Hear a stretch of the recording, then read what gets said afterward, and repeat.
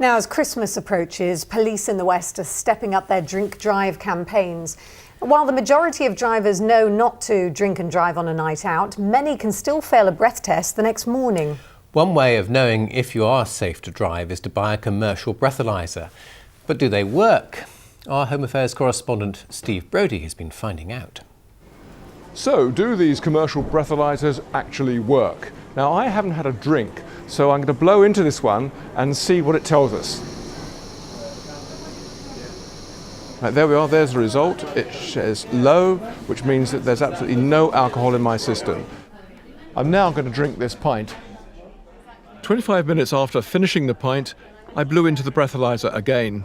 There we are, 0.2, so it does show that alcohol is in my blood system after 1 pint of lager.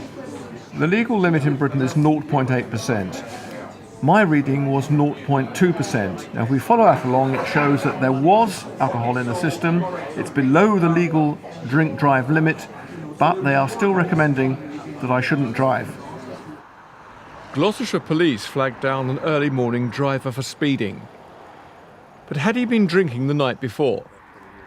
He's asked to take a breathalyser test. He's passed, but did he mind being asked? I have no problem with it. I mean, I had no problem this morning because I hadn't been drinking, but in principle, no problem at all. Nearly 20% of drink driving prosecutions follow morning after accidents.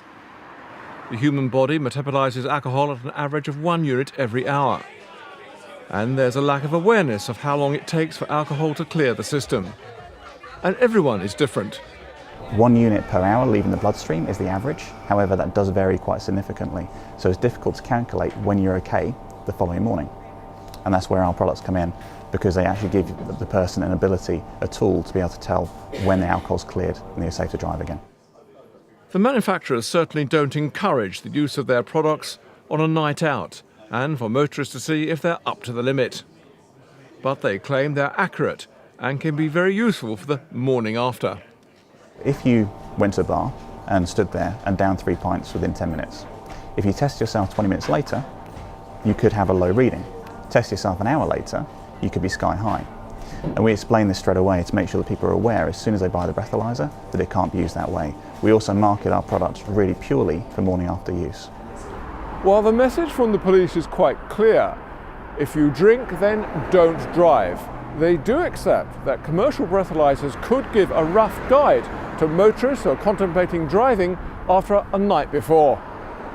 I think I would agree that this would perhaps be the most responsible use of these devices, because it does show the fact that you are trying. But again, if you know you're going to be going out and having quite a lot to drink, and then the next morning either delay your journey until later on in the day, until you've got rid of the units of alcohol, or take the day off, or don't drink so much the night before.